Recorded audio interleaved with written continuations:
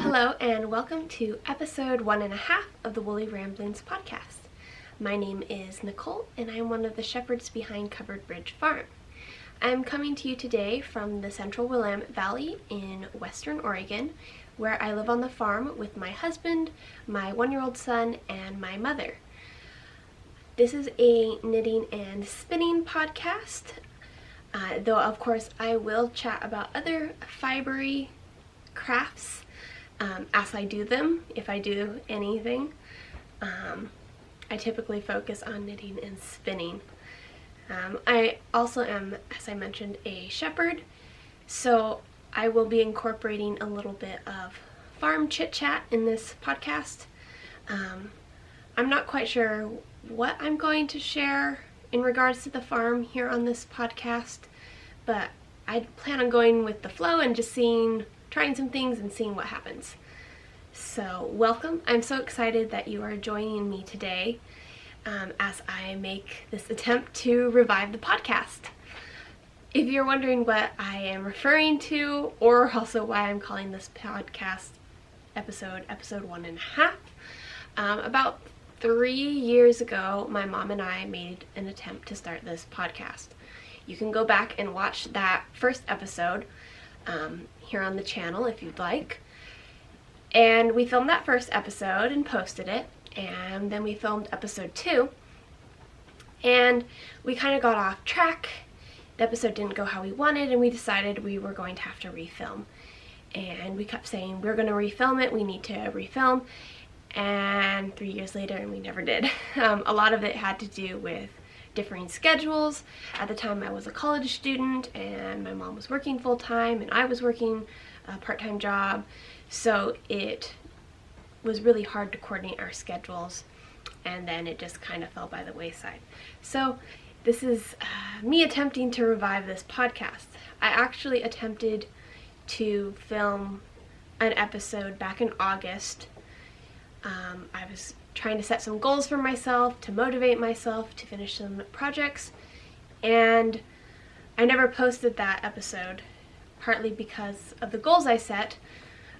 I had set some pretty high goals for myself, and I didn't meet them, and I had been waiting to post the first episode until I filmed the second episode to make sure that I followed through, and I didn't. So again, it was kind of a thing that I'm gonna do this, and recently the fiber mill that processes the majority of our farm's fiber started a podcast. So Kim of Youthful Fibers does the majority of our fiber processing, and she recently started her podcast, Being Youthful, which is also the name of her blog, and she's been doing a great job of regularly posting, definitely, if you are interested in what goes behind the scenes of a small fiber mill, definitely you should check her out. I'll link her podcast below in the description, but she's not only sharing her knitting and spinning, but she is also giving sneak peeks of behind the scenes of the mill and sharing what goes into that, which is really cool.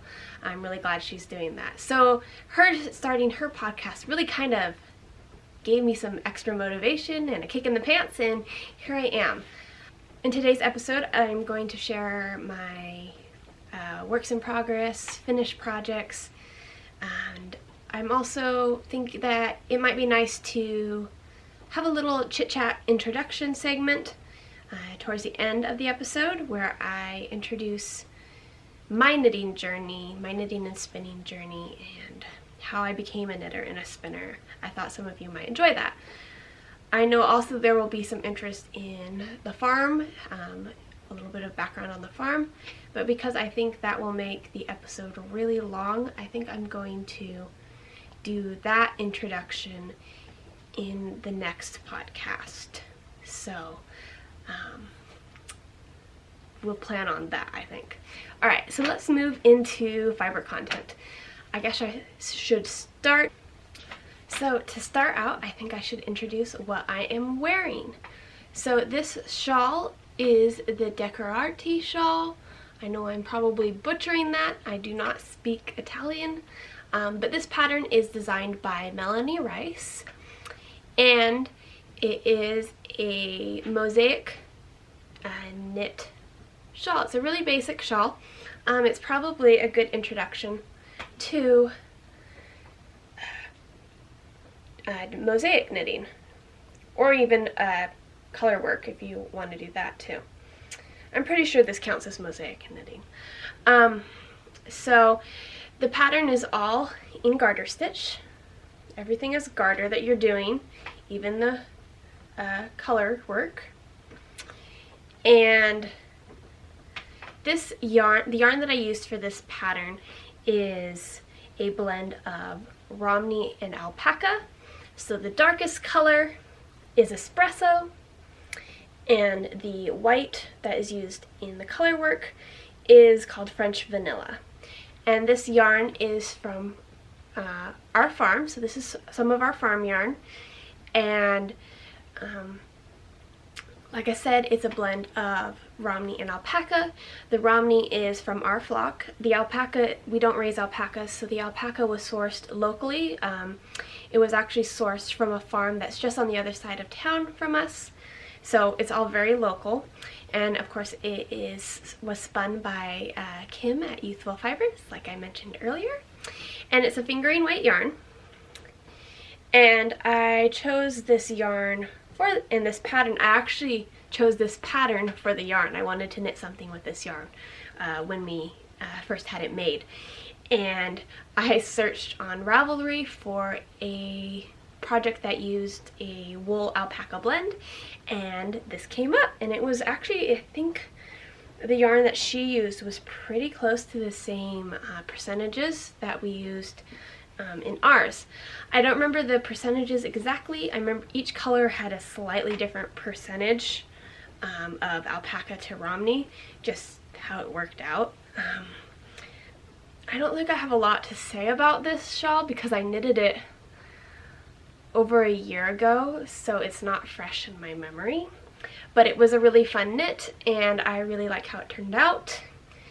I think it turned out really beautiful, and it really kind of looks like exactly like the sample that Melanie Rice had made. Her colors were really similar. So anyways, very beautiful. I really, really like this shawl. I really, really like this yarn. It's nice and rustic, but has the nice drape that the alpaca gives it. You can just kind of see that it just kind of hangs nicely. So that's that shawl. I don't think I'm going to try to put this back on camera. So next I'm going to move on to finished object for knitting. And This is a really big project. I'm not sure if I'm not going to be able to get even half of this on the screen. Let's see, which is the front, which is the back. I think this way. So this shawl is my wedding shawl, and I didn't get to wear it at my wedding. I didn't finish it in time. And this was part of the goals that I set for myself back in August. I was trying to knit this in time, and I didn't finish it in time. So I got married at the end of October, and of course, as a knitter and a shepherd, I wanted to sneak some woolly Easter eggs into my wedding. I think the most I got was my husband's wedding ring. It was a custom ring that I had some wool put into. So, but anyways, this is a huge shawl. I love this shawl. I really had wanted a really big and cozy, bulky shawl for my wedding because we were getting married outside and I knew it was going to be cold at the end of October. They actually were predicting, sorry, I'm trying to look up the designer on this shawl. They were actually predicting snow on the day of our wedding, and it was very cold. It didn't actually snow, but it was 37 degrees and the entire thing was held outside because COVID. So this is the Sugar Mountain shawl. And it was designed by Amy Christopher. And as you can see, it's again another, sorry about the creases in it. I had it folded up on the couch and it needs to be reblocked, I think, or steamed. And so it's all garter except for this little, the lace detailing and then this almost pleat ruffle that goes around the edge. And I like big shawls. Like I said, I wanted this to be a big bulky shawl that was really genuinely going to keep me warm. I know most people do really lacy shawls for their wedding, and I wanted something that was substantial. So this this shawl is pretty big. I know shawls this big aren't for everyone, but one of the nice things about this pattern is that she has it designed for different sizes. So I think there are 3 different sizes. I knit the largest one. So if you like the detailing on this shawl but you don't want to have a massive like schlanket, it's already she already has it built in for you to make some smaller options, which I think is really nice. If you're not into doing modifications yourself, it makes it a little bit easier. So like I said, mostly garter. It is knit from corner to corner rather than straight across, which I really enjoyed. It kind of made it, I know I'm knitting the same amount of stitches, but it made it feel like it went a little bit faster because you're starting out with fewer stitches, increasing, and then once you get to the point, it's like it goes really much faster as you're decreasing. Which I think is really nice. I don't know, I enjoyed it. It's maybe just a mental thing, but I felt like it helped. So then you have this lace detailing and then the pleating, which is done by doing short rows, which is kind of fun. I made a lot of mistakes on the shawl because, like I said, I was trying to rush to get this done in time, and which I didn't get done in time. But so on the increasing side, I made some mistakes on the pleats, and I think I made some mistakes in the lace. And then in the center, when I added a new ball, I did something weird. I don't know quite what happened, but how you have each little row of garter, one of them just kind of disappears. It like just blends right into the rest of the shawl and it's like gone. I'm not really sure what I did there, but I decided, you know, I'm not knitting this to go into a show or a competition where someone's going to be picking apart my shawl. And for the most part, I don't think you can really notice if you're looking at it from a distance. You really have to be looking hard, and because it does have kind of a nice drape, it kind of folds over itself and you can't necessarily see. And like on the pleats, it has that pleating effect, so you're not having it stretched out where you can see that right here I have a random row of garter that's not supposed to be there, and some of the the pleats only have 3 rows of garter, like here. There's supposed to be 4. I'm looking at it the other side, so I'm saying garter rows. So I decided that wasn't a big deal. I just wanted to get it done, and so by the time I was doing the decreasing side, I had gotten the hang of things though. This is knitted in, again, some more yarn from our farm. This is our worsted weight flock blend, which is this really nice creamy white. My dress was ivory, so this would have looked really nice with it. And I think this shawl was supposed to actually be knit in a DK weight, and I had several shawls in contention to be my wedding shawl, and so I think my mind was just thinking worsted. So I don't know if my dimensions are larger than what the shawl's supposed to be or not, or if it just worked out okay.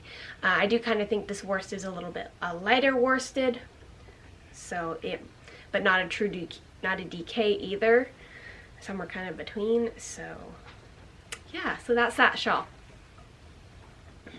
So next I'm going to move on to my works in progress, and I don't tend to have a lot of works in progress whips going on at one time. Hopefully I'll be able to keep this podcast interesting. I'm pretty monogamous about my knitting.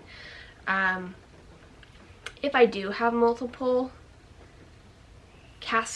knits that are cast on, I typically am only working on one at a time and the other is just sitting on the back burner. So I hope that'll be okay if I'm a little bit slower than some podcasts when it comes to knitting. But anyways, let's move on to my whips. So this is my current work in progress. This is the Stave sweater. I think that's how you're supposed to say that. And it's by Carol Feller. And it's this really beautiful color work sweater. This is for my son, who is a year old. And I'm trying to decide what to do with this sweater because one aspect of it isn't working out like I had hoped. And I'm not sure if I'm going to be able to articulate this very well to a camera, but you can see there's kind of these little rows of color work that they repeat themselves. You can see they're in lines. So this first chunk down here is all, the background is this black, and you can see up here there's a lighter color. In the middle here, I'm not trying to flip you off. In the middle here, there's also, I have switched colors there, but the contrast is not enough that you can see it. And I'm really bummed about that because I actually went back and forth on what yarn I was going to use for this project. Again, this is some more of our farm yarn. So this yarn, sorry, I'm talking quieter because I think my son is waking up. But this uses 4 colors of one of our yarn collections that I called Shades of Romney, and it's a 5-color collection that shows off the wide gradient that Romney wool can come in. And I really debated which colors to use, and I took some advice that the Knitting Traditions podcast shared recently in one of her podcasts about what she does when she's wondering if colors have enough contrast by putting them all together and taking a picture and putting them in black and white. By seeing the black and white, you can tell if there's enough contrast. And so originally I was going to knit this sweater with, let's see if I can hold these, with these 4 colors. And you can see the bottom, this light gray and the white are really close. So I originally started knitting the sweater with those colors, and I noticed really quick that the white and the gray, the contrast was not there. And so I ripped back and started over using the grays, this charcoal gray.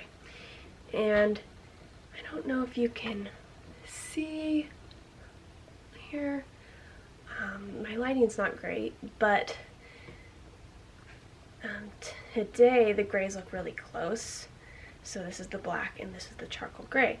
But when you look at them just in natural light, there seems to be more of a contrast. But once I knit them up and they were next to each other, I don't see the contrast. And I can only see it if I take it outside, and even then it's really subtle. Especially since this gray, you can see it so much better. It looks like I'm knit with this huge chunk with the same yarn, and I think it looks kind of funny. So I'm debating what to do. I've already ripped this back once because originally I was knitting this in the 18th month size. Now I'm knitting it in the 2T size because I got worried that it wasn't going to fit my son. He's wearing the 18-month right now, but I just got kind of paranoid, and I'd rather have him be able to wear it next year as well. So, I've stumbling over my words. I've been debating what to do. I think I'm going to make a little swatch, which I probably should have done in the first place. I don't like swatching, and I don't really swatch for my son's sweaters. But I think I'm going to make a little swatch and make this pattern, a miniature version of this pattern with the color switches on the background, to see if the gray works better and if I should reknit this with the light gray. These colors, anyways, I will share with you what each of the colorways are. So the black is and this is knit in DK. The black is from our ewe named Eclipse. So this is her yarn. Each of these yarns are small batch yarns, and that is made from only 1 or 2 sheep's fleeces. The white here is a blend of Kitty and Celeste fleeces, and it's really lovely. It's a true white versus, say, the shawl that I made. That's more of a cream. I don't know if you're going to be able to see. I don't think you can see the difference, but it's a true cream. My lighting's kind of warm, but I wanted to sit by the Christmas tree. And then this middle color, this charcoal that you really can't see the difference or see the change in the knitting. This is from Aurora. And then the lighter gray, which is the background on the top, and it's also used in the color work on the darker section. This is from our Romney Ram Rex, and this is a really lovely yarn. This is very, very nice. So I'm debating if I should do this one instead. This one, if I do use it, focus.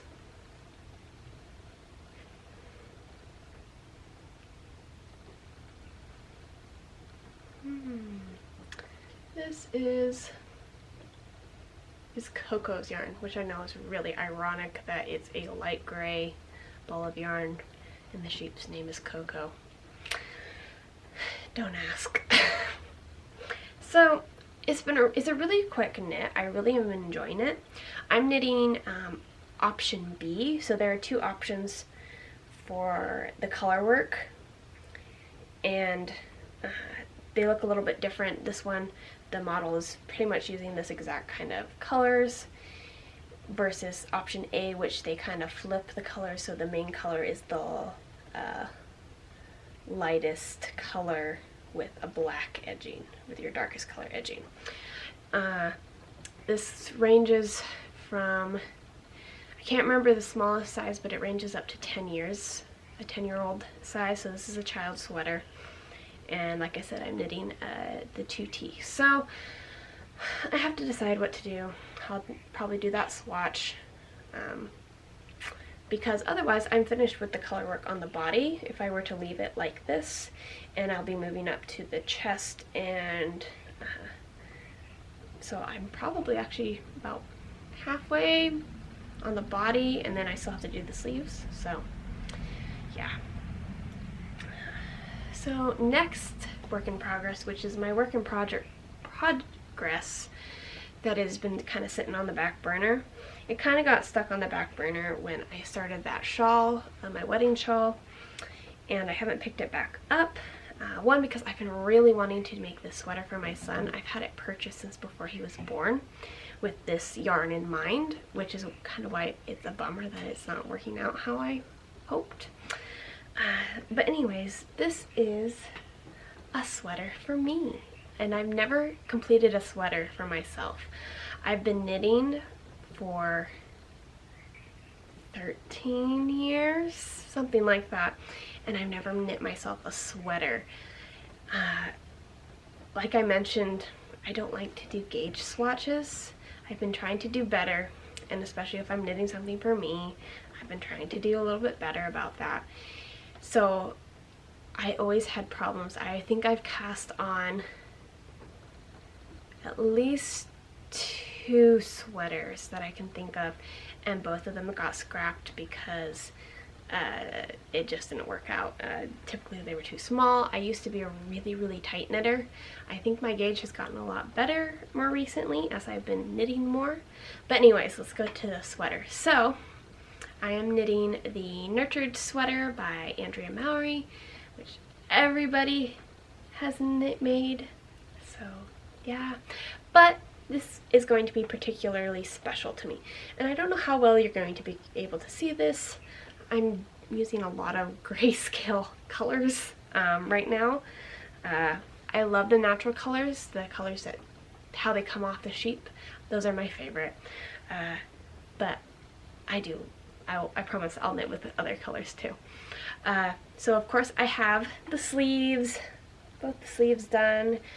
If you're not familiar with the Nurtured Sweater, the pattern has you knit the sleeves first, which I think is kind of fun. She even recommends that you use one of the sleeves as your gauge swatch, which is kind of a fun idea, because then you don't have a swatch that you have to either rip back out to use the yarn, or that you just have rolling around in your knitting bag. So what's really special about this sweater, in addition to the fact that it's the first sweater I'll ever have completed for myself, it's also being knit out of my hand spun. So this is my hand spun yarn, and I spun it probably thicker than the patterns actually wants you to have the yarn be. I don't know why. I just always seem to have this problem where I think that I'm supposed to be spinning something thicker than I am. I had this problem with another project that got totally scrapped because I spun it too thick and it just wasn't going to work. The gauge matches and it works. This sleeve is a lot thicker though than this sleeve, and I actually think I might be ripping out this sleeve because this was my first sleeve and I messed up the increases, and you can see it's all lumpy and bumpy because I messed up the increases.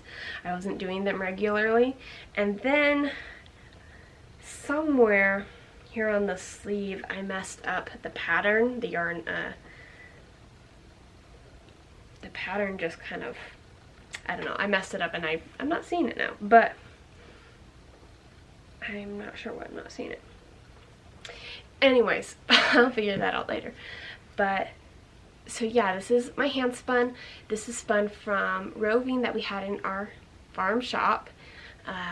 It was lamb's fleece from Eclipse, which actually is the same sheep as the main color on my son's sweater. So this is her, I believe her third shearing, something like her third shearing, and this is the sleeve to the sweater is her first shearing, which that's kind of fun. I think they're pretty close. I think there's you can see that this one is a little bit lighter than this one, and that just comes with age. but it's actually pretty impressive that her fiber was still this dark at this shearing.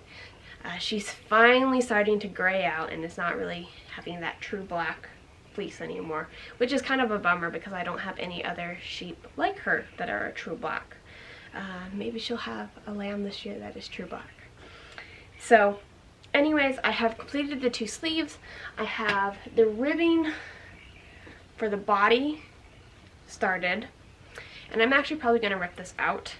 I stole the needles out of this portion when I started my wedding shawl because I needed that when I was deciding which needles to use, and I didn't put them back with the sweater, so I just threw them on some needles to show you, so because it looks nicer if they're on needles than just languishing around. So I have to find the right needles for this project to continue it, and I probably won't get back to that until I finish my son's sweater, but I'll get back to that because I'm really excited about that. So that is it for knitting content. So I guess I'll now move on to spinning. I don't have a whole lot of spinning to share. I haven't really been spinning a whole lot lately. Part of that is because my wheel has been packed up in its case and I just haven't pulled it back out. If you're not familiar with recent events in the western United States, we had some really severe, devastating forest fires in our area in September. And while our home was not in an evacuation zone, we were very, very close to an evacuation level. So we were all packed up and ready to go. The sheep were all corralled close so that we could load them in a trailer if we needed to. And one of the things I packed was my spinning wheel. I spent a lot of money on that wheel and I bought it rather recently, and so I wanted to make sure I brought it with me. You can always get some more knitting needles, and since I have the sheep I can always get more yarn, but the spinning wheel, it was important to me. So I haven't pulled it back out and done any work, and I don't really think I'm going to be spinning for a little bit. I think I'm going to finish these knitting projects first. I do knit and spin at the same time. I don't necessarily just knit or just spin, but my mind has kind of been on a knitting roll, and I have some big projects I want to do in my spinning for knitting projects, so that's kind of just the role I'm on right now. So probably next episode I won't really have any spinning to share, but maybe I'll make myself work on some processing of fiber that I need to do, and then I can share that. So a finished hand spun skein of yarn. I hope it's focusing on the yarn and not my face still. So this is some hand spun I did from some Jacob. Yay, something that's not from our farm. You're gonna find that I use a lot of stuff from our farm. At least recently I have been. I have a lot of stuff in my stash that is not from our farm that I have projects for that I'm planning on using, so I promise I'll mix it up, but you'll always see a lot of my fibers. But anyways, this is some Jacob yarn, and I purchased this last year in 2019 at the Wisconsin Sheep and Wool Festival. So I purchased the Roving, and I got this from the Round Barn Fiber Mill. And oh my goodness, I loved spinning this. It was wonderful. It was so easy to spin. I don't normally sit down and just spin 4 ounces in a sitting, but this, it was just so easy to spin. And even though, you know, it's not, I mean, it's fairly consistent, it's actually not that bad, it was so easy to spin. So this is chain plied, and it was a 3-toned roving, so they had like the black, medium gray, and the white. So it has this kind of marled, variegated, in some parts almost barber pole looking colors. I don't know what I'm going to make with it yet. It's only like 125, 150 yards. But I loved their fiber. I believe the Jacobs are their own flock, if I remember correctly, which I'm a big supporter of, supporting fellow fiber farms that having their own products produced and marketing them themselves. So that's really important to me. So I'm really happy to be able to support their own flock. I know they do a lot of milling for other people too, but I will definitely be purchasing some more of that Roving when I run out of spinning stash. I have a lot of fiber that I have in my stash that I need to work through. But I would love a sweater out of this. I think this would make a really nice, just kind of a basic raglan sweater because of the variegation in this. So that is this skein. My son loves to carry this skein around, so I'm really glad I was able to find it to share with you. Next is a spinning work in progress, which is more of our fiber. I didn't realize until I sat down to do this and was laying all my projects out that I was using so much of our farm stuff in this particular episode. So this is my most recent work in progress, and I really hope this will focus. Yesterday when I tried to show this, it would not focus. Ah, there we go. So this is just some white yarn.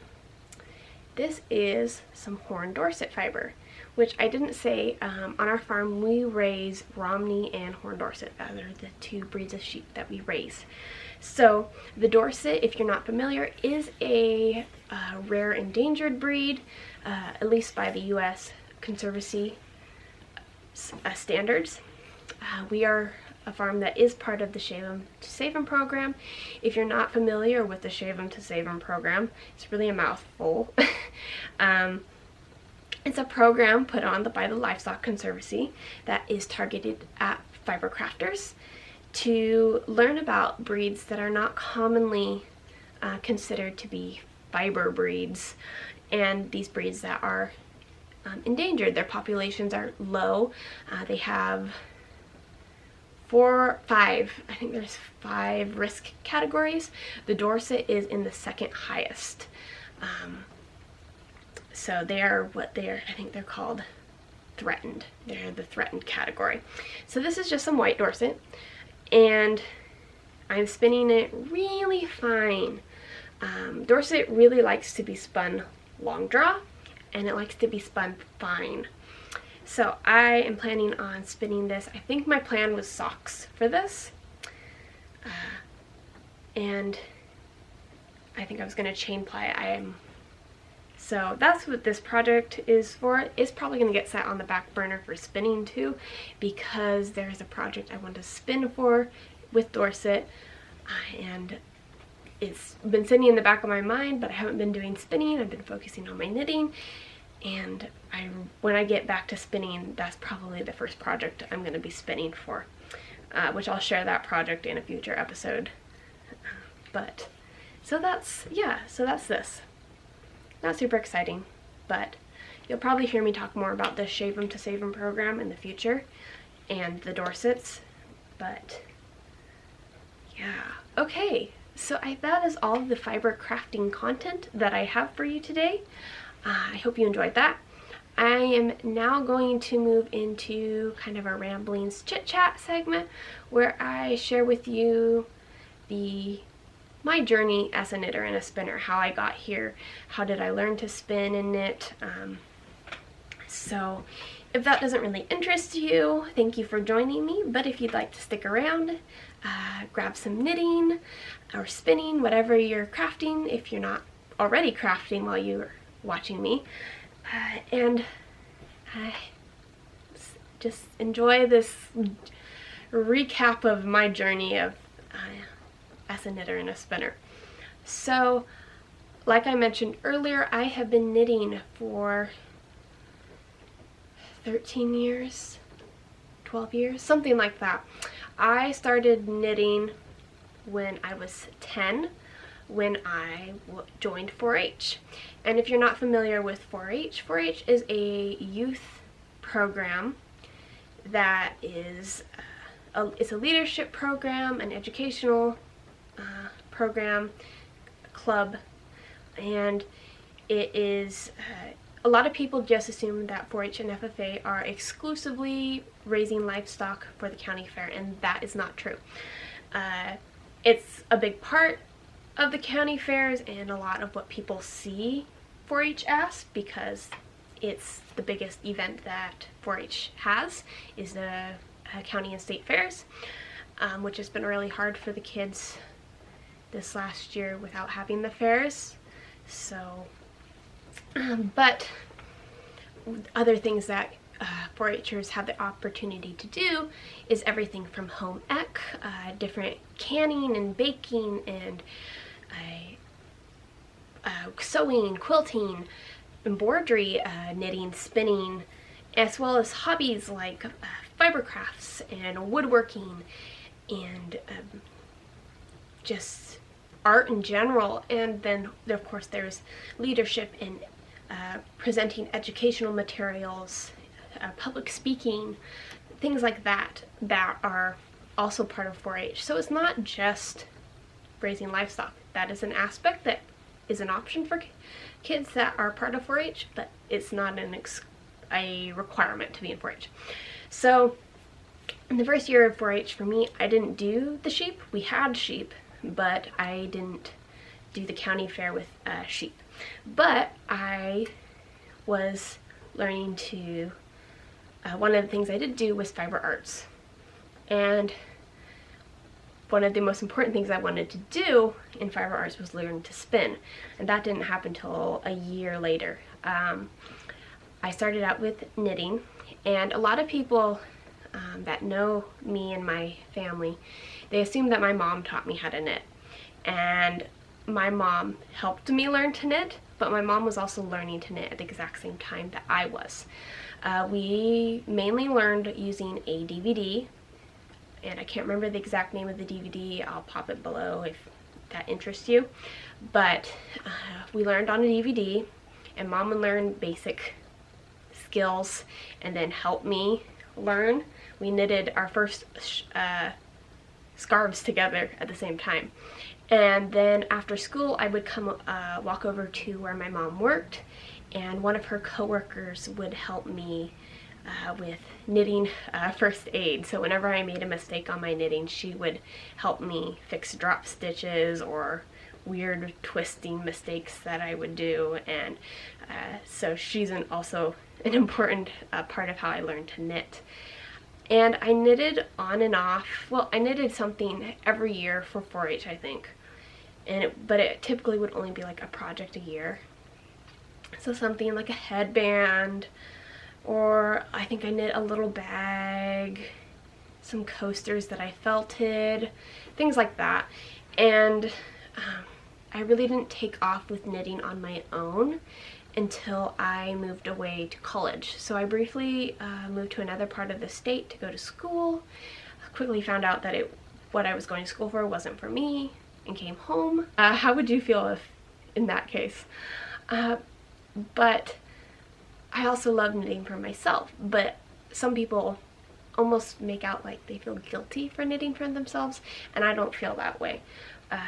So that's a little bit of my knitting history. My spinning history kind of is a parallel. It was going on at the exact same time as I was knitting.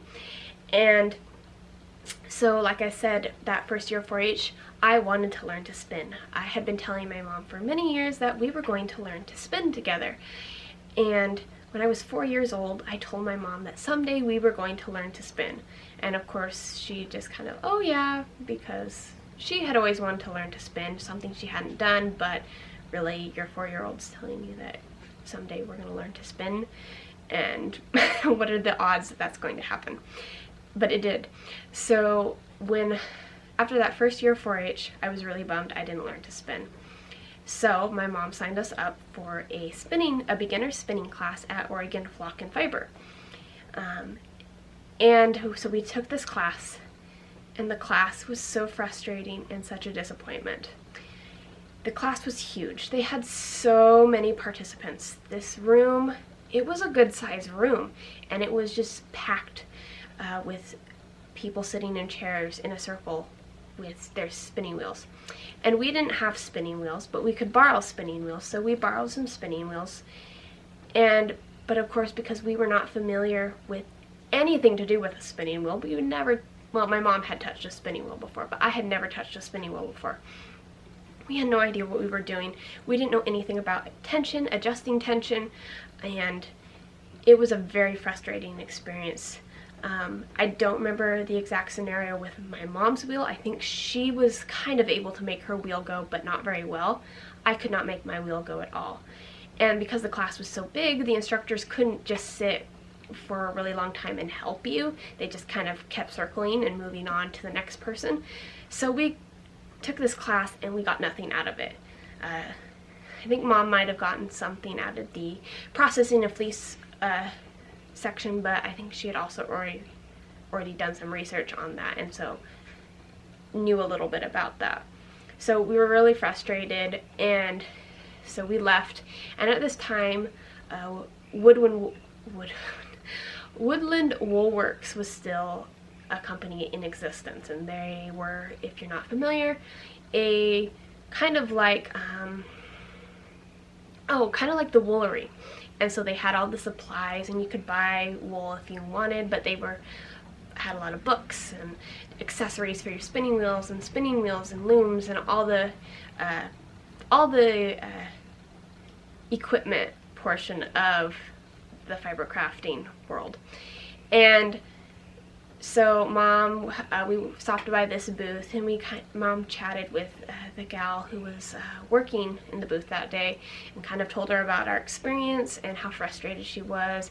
So the gal sat Mom down at a Lendrum wheel, and everything came together, and she was able to do everything that we had been supposed to be doing in the beginner spinning class. And so Mom bought the wheel on the spot.